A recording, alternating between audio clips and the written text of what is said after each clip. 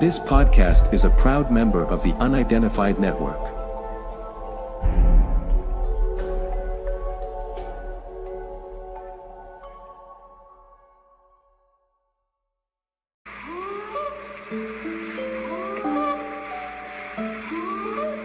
Police in Las Vegas found themselves in the middle of a UFO mystery last month after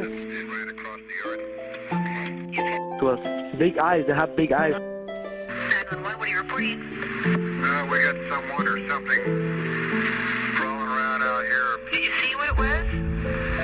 Was it a person or an animal? One of my partners said they saw something fall out of the sky too, so that's why I'm kind of curious. What sign? I don't know. Do you see him now, sir? Yeah, I'm looking right at him.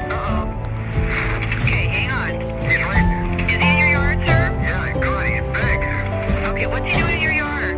Mythical Legends Podcast with your host Daniel Barnett.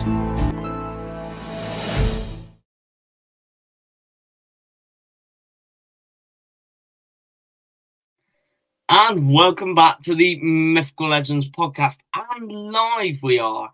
Hi, Nan. How are you? Hi, I'm fine, thank you. You doing all right? Yes, I am very, very, very well. Yes. So today we have two very big things today, don't we? Mm-hmm. So, number one is our guest on the podcast today is an incredible guest that we've got. Then, at the end of this podcast, we are going to have a Cryptid Conference UK announcement at the end of this podcast. Now, this is probably one of our biggest announcements. Am I right in saying that now? I would think it is.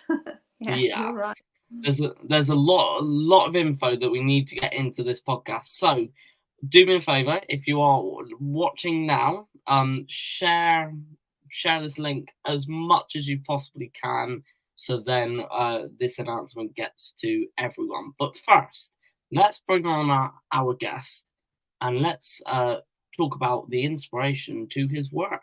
So, please, I proudly present to the stage Mr. Doug Hajicek. Hi, Doug. How are you, mate? Hello, Daniel, and hello, Jill. Hiya, how you doing? How are you, mate? I'm good. I'm doing good. I'm over here in Minnesota, and we've got the most beautiful weather, which never happens. Oh, send some our way. We need it. The UK is suffering under grey skies. Oh, no. Well, I can promise you, Jill, we will get our share of gray skies. It's coming. We get 6 months of gray skies. And so it's nice to get a little sunshine before that hits. Absolutely. You enjoy it. Yeah. So I am going to jump straight in because there's a lot that we need to get into this podcast. So my first question for you, Doug, is we've actually interviewed you before. It was me and Dad who interviewed you. So anyone who's actually listened to my first couple of episodes, Doug was interviewed with myself and Dad. Now, we may have asked some of these questions before, but we are going to revisit them. So my first one that I'm going to ask you is, could you tell us about your inspiration into the Bigfoot and cryptozoology world? Well, I think it really started with my parents being so open-minded. Listening every Sunday, we would get together, our whole family would get together, and we would just discuss worldly topics. And that was kind of a thing we did on Sunday night. Everybody, all my older brothers, we all got together and talked. And, the topic of the paranormal or Bigfoot and other things would come up. So that kind of set the stage. But then as I got older and started getting interested in wildlife, and did some hunting. I had my first weird gray basket experience when I was hunting. I was sitting on a deer stand in the dark. It was about maybe 4 a.m. And I suddenly smell, as the sun is just barely cracking, a stink that it was so bad I had to cover my face. And I'm in the middle of the forest. And that was a little odd. And then I heard chest beating Like it sounded like a gorilla. I could feel my body vibrating. And it was kind of like, oh, it just seems a little odd, because I knew it wasn't grouse. So and it went away as quick as it started. The smell went away, the chest beating stopped. But what really got my hackles up, we all had to meet at noon for a safety check at camp. So we all went there and I told everybody what happened to me. 2 other people said the same thing happened to them. Oh. So whatever it was went from deer stand to another mile away to another deer stand and another mile away to another deer stand and did what seemed like intimidation, right? Yeah. And it was my cousin who he goes, that was a Bigfoot. And I'm like, well, just had never even thought about Bigfoot in Minnesota. And you just kind of put that in the back of your brain locker. And then I was up in the Arctic. I was working as a producer many years later in my late 20s as a wildlife researcher and filmmaker for an outdoor show. And I was up in the Arctic and I was trying to get footage of a giant lake trout of like over 6 foot long.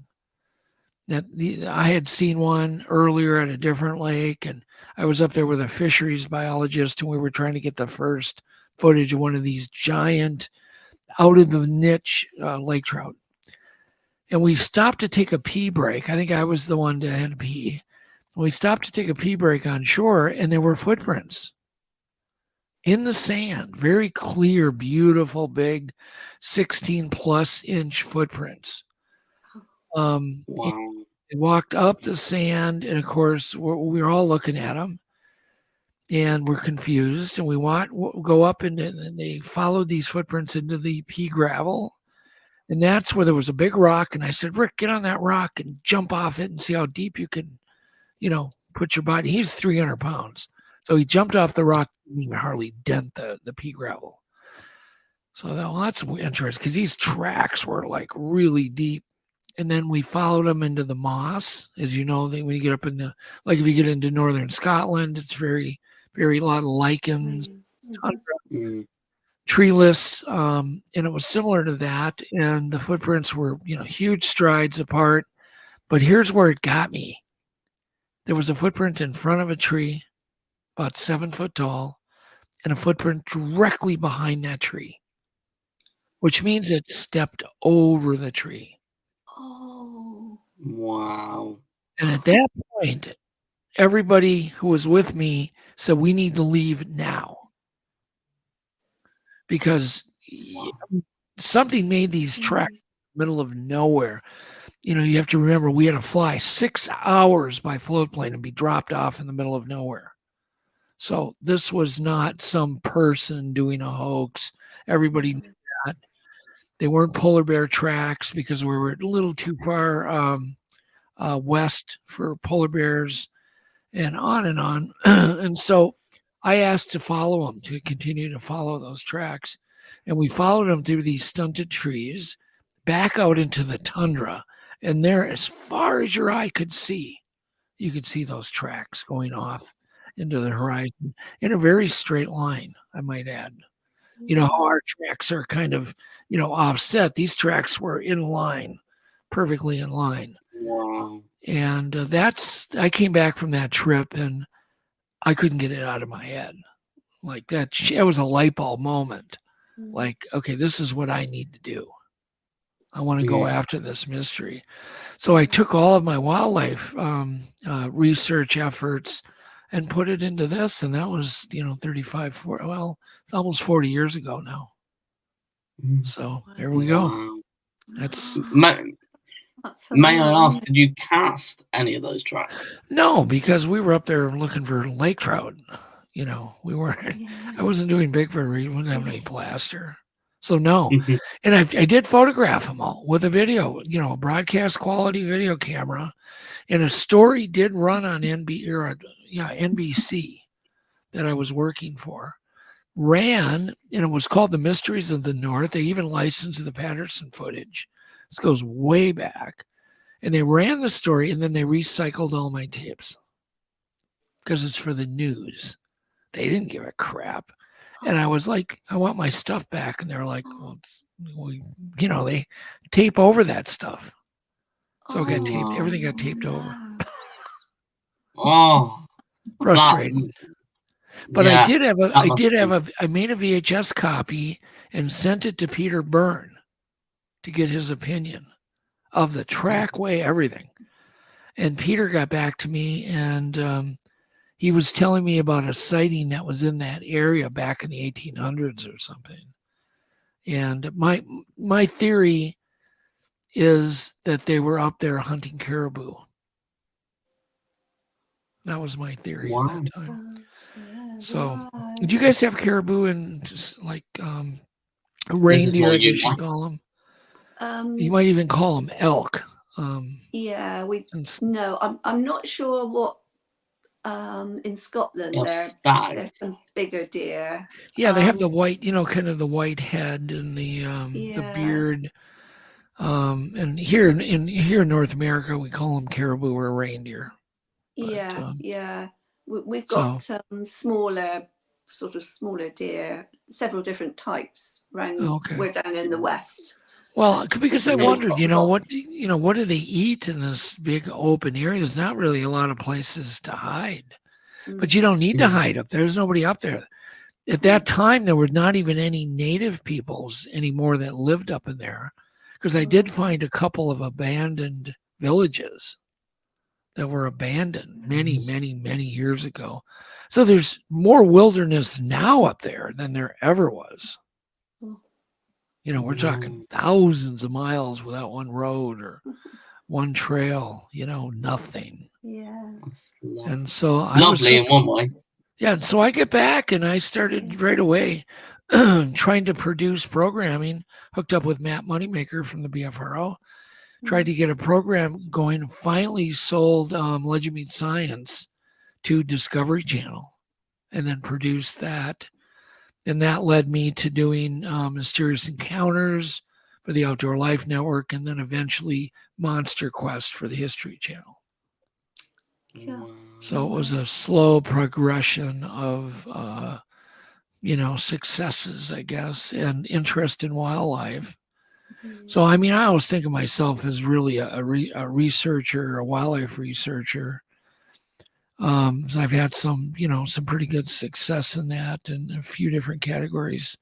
I have a scientific paper that's been published, and so I've done a lot of cutting edge that, and I'm just hoping someday I'll have a breakthrough with Bigfoot. Hoping. Yeah, it's that eternal hope, isn't it? That day will come. It always happens slowly, but it sounds like, Doug, that you've got there. You've eventually got there. Well, Legend Meets Science too, I think, will be cutting edge. I think it'll raise the bar. We're doing some really cutting edge science in Legend Meets Science too, and research. And I really feel that if some of the conclusions by the scientists come out the way I hope, it'll raise the bar tremendously.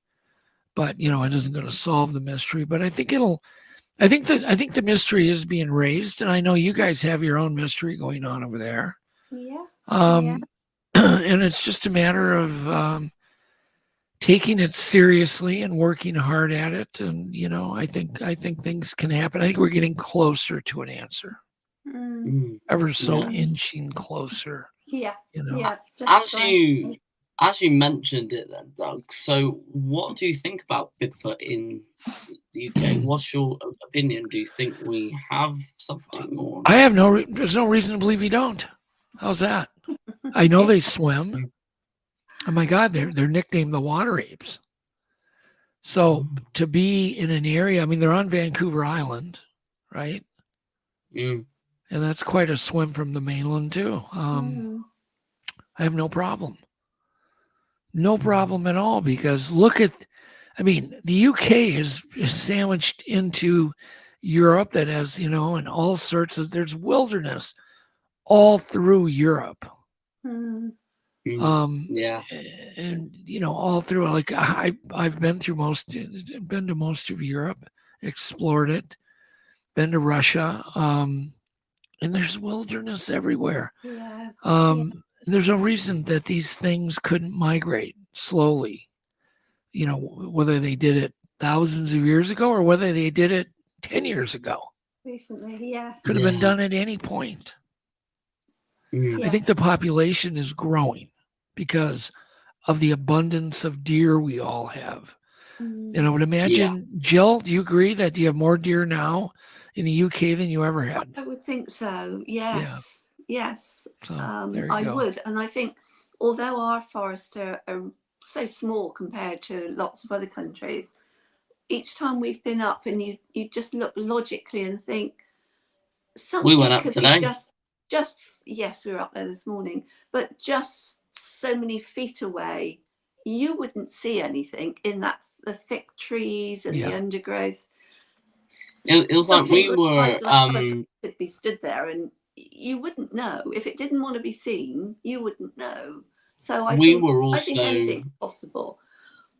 We were also out in kind of we were in the forest, but we were in an open bit, and then we were walking through these trees, and it came to kind of a corridor. You had a hill on one side, and then the normal human path was there, but it was covered in brambles and ferns, and you couldn't see through.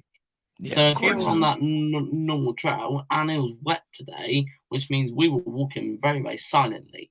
So no one would know if they're walking on that path that we were there. No way.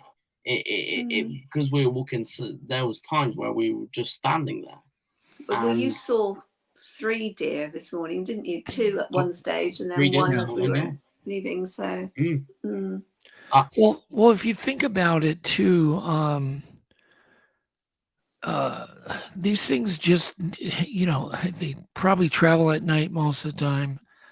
I would imagine that you have investigated some very credible sightings and talked to some very credible witnesses.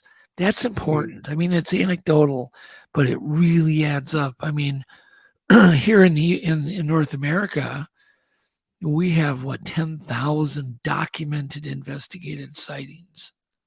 Right. That's a lot of people to be wrong. That's a lot, yeah.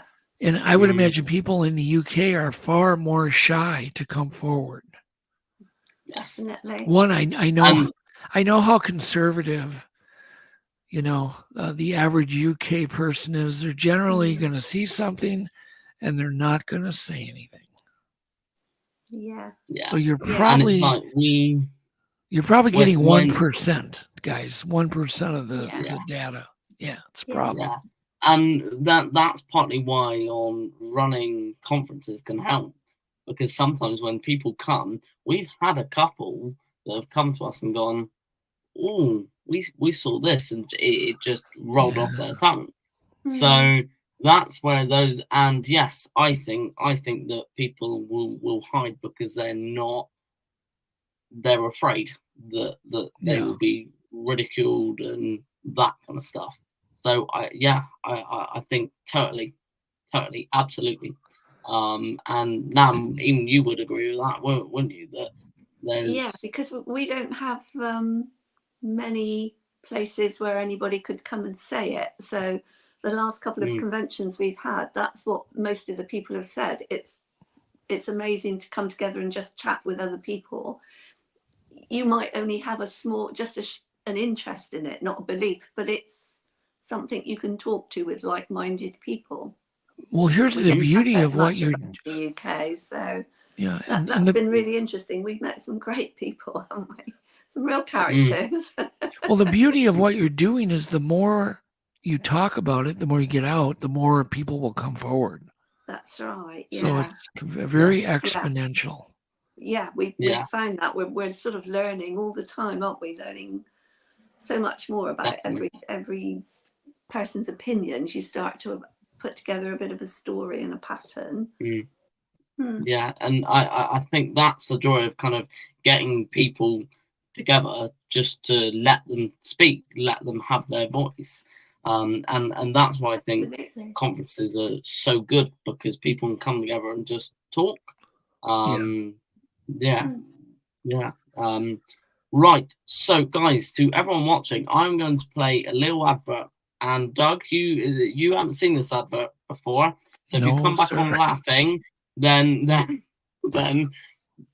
I will warn you, you may well, and we'll be back with our announcement after the break.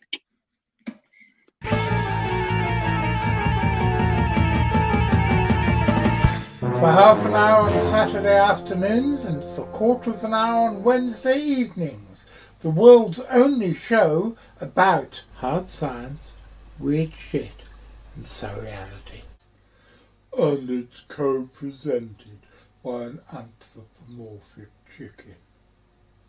Be there or be square.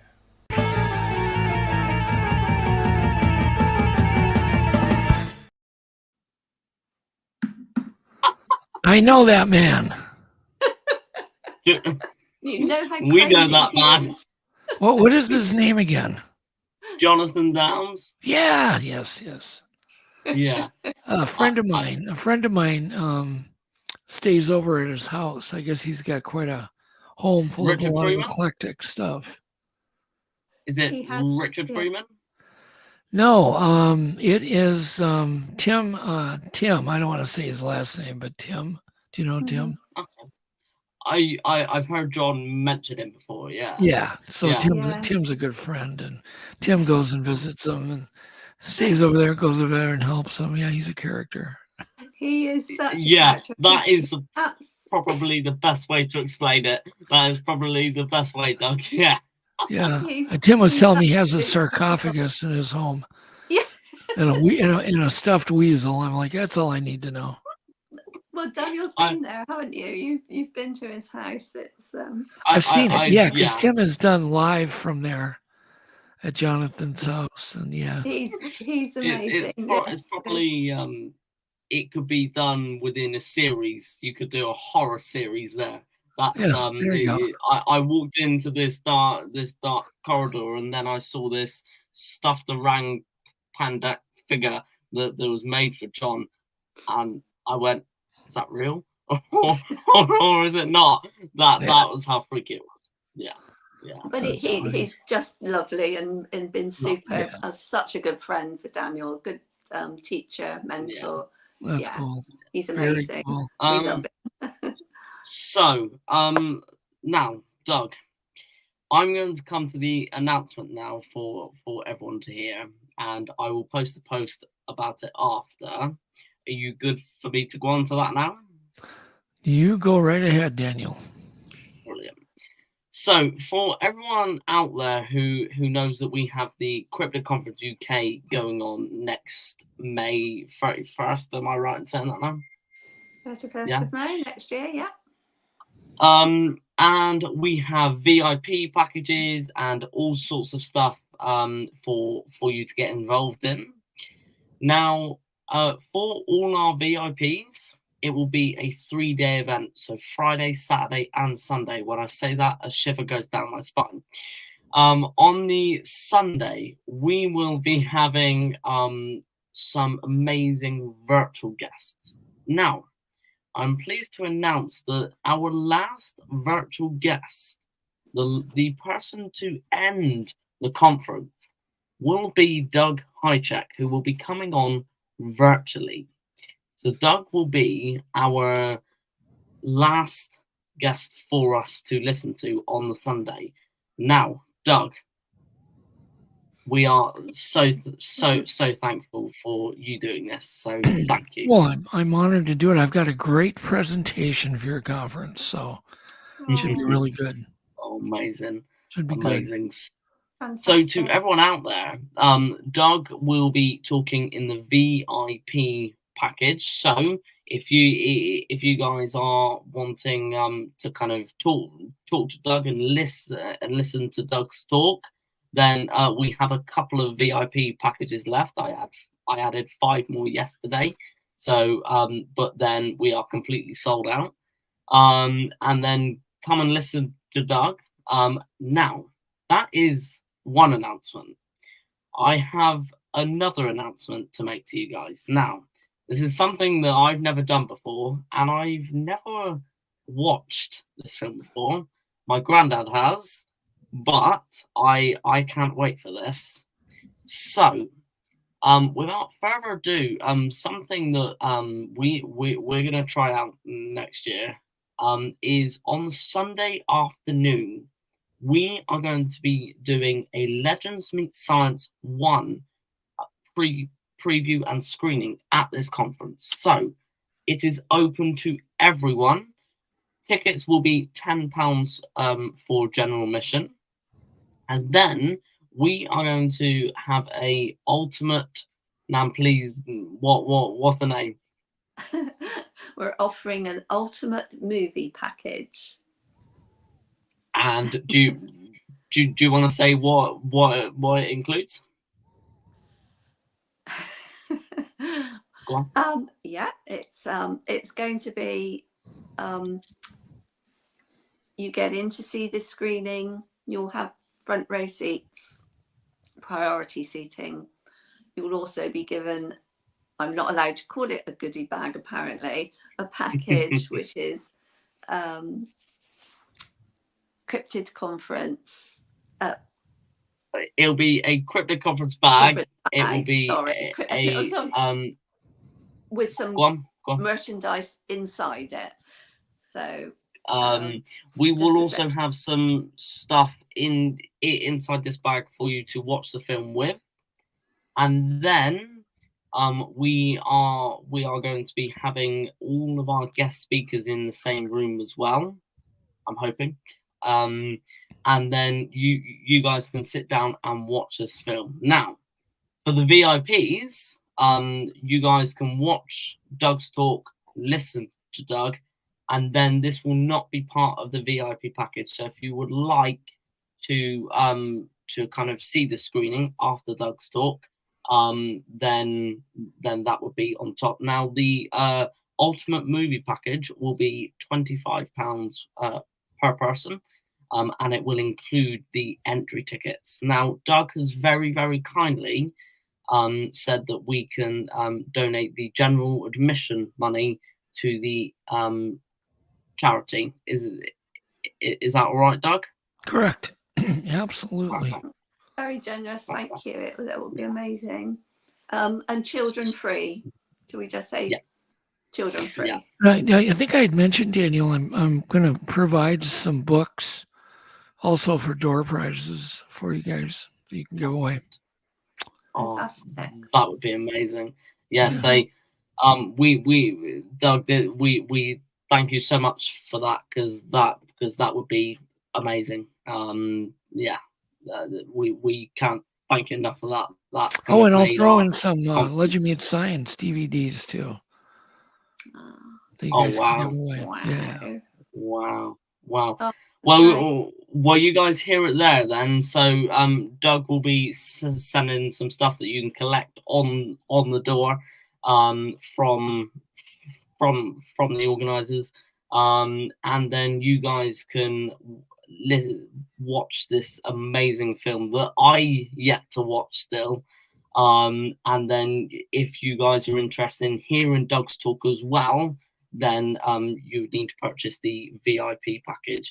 I will explain that all in a post on Facebook. So if you guys are confused by any of that, I will lay out for you on Facebook very, very, very soon this evening.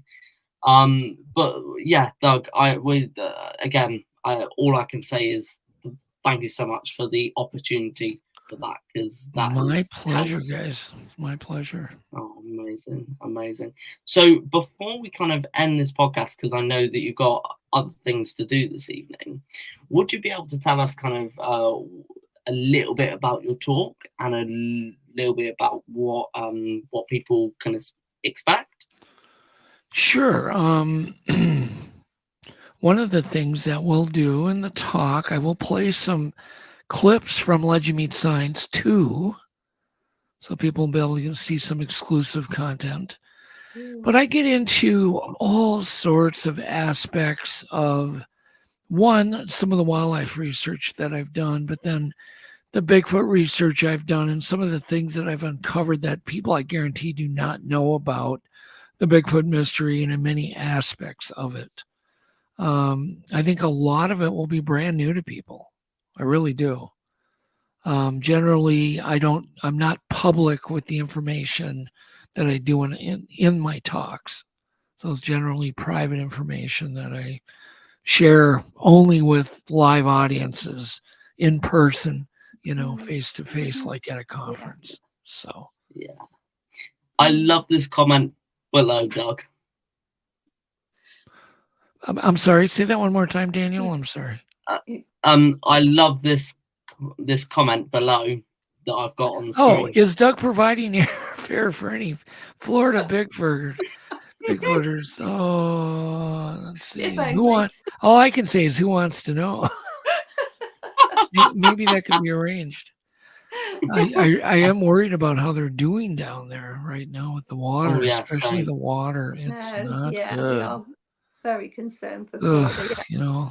That's all you can do is pray that it doesn't get any worse than what I saw last night. So, To anyone who is actually in the middle of this hurricane or something, good luck to you all. Say we are watching on how things are going from the UK, and it mustn't be nice for you guys at all. It's oh, hold on. Here's a comment. We're fine. Bigfoot loves the water, keeps him cool. That's a very positive comment. Yes. Awesome. So Doug, before we end this podcast, is there anything else that you would like to say to either our conference audience or the podcast audience? No, it's just I'm still working hard on Legend Meets Science. This next weekend, for instance, I'll be interviewing Scott Nelson, who is a linguistic expert for the Navy. And we're going to be discussing in detail and hopefully get some new information about the Moorhead audio, the Ron Moorhead audio, the Alberian Ron Moorhead audio. Okay. As an example. So we're just keep plugging away, and it's been really, really a battle with not only time, but budget. I'm so used to having a network financing all my crazy ideas that it gets tough. But we're making good progress. So I'm excited. Good. I am excited to get this film done and get it released. Perfect. I can definitely say that Nam would call every single idea I have crazy. When I said, when I said 2 years ago, Nan, do you want to do a conference? She went, yeah. And I bet you anything she sat there regretting that right now. Not at all. In absolute, to be successful at anything, you really got to put yourself out there. Be willing to try things that have never been tried, never done, and you just gotta kind of be fearless. Yeah. I think we are. Let's just say it's the whole way. Daniel, you've definitely already made a dent in cryptozoology in the UK. So thanks. You made it Thank dent. You so much, Doug. It's great to see a young man like yourself so creative and willing to work so hard at a topic. Hey, it's the world's greatest mystery, right? Mm. How many mysteries can a person just say, hey, I'm going to research that and do it? It's literally the best mystery in the world, and it's unsolved, and gosh knows we need every single person on board so we can connect the dots and come up with some solid answers to what we're dealing with, because they're real. That they are. They're real. I've seen them. They are absolutely without a doubt real, but I don't know quite what they are, how their bodies work, and how their eyes work, and on and on and on, all the crazy things. And I just, I hope to be that tiny little help in trying to solve what I can solve. But guys like you guys are definitely picking up the legacy of doing research. And think how many years you have left, Daniel. You've got a lot of good years, that you can really make a dent in this mystery. So keep working, keep creative, and hopefully we get some answers. Yeah. Amazing. Yeah. Thank you so much, Doug. Every little bit Well, of thank you insight guys. builds up the And puzzle. if you want to do this again, let me know.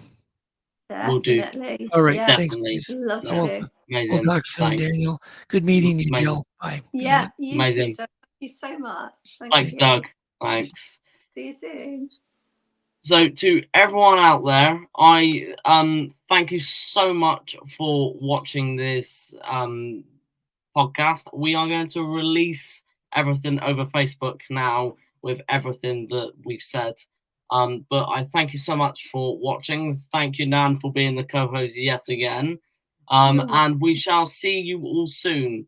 The last thing that I'm going to say to you guys is we very much apologize for not kind of being updated with the podcast. We've been so busy sorting out so many different things. Obviously, this conference is now taken over, and so we will be releasing everything out very, very soon, and then we shall be back on roll. But thank you so much, guys, and we shall see you soon. Keep searching, stay mythical, and stay safe. Thank you, guys. Bye-bye. Thank you for listening to the Mythical Legends Podcast. For more information, check out our Facebook group. The truth is out there.